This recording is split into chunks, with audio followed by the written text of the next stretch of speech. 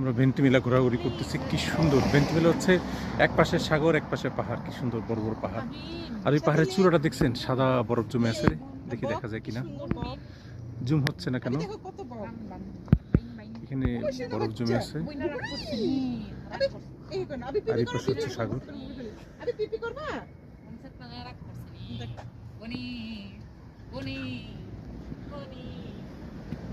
এটা হচ্ছে আমাদের এই কান্ট্রির আজকে আরেক দিন, সেকেন্ড ট্যুর টু ইটালি, ভেন্টিমিলা।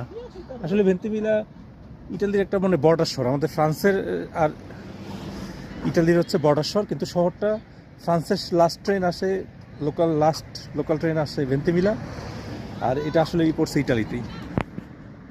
তো এই জন্য আমরা টিকেটে করে ভেন্টিমিলা চলে আসছি।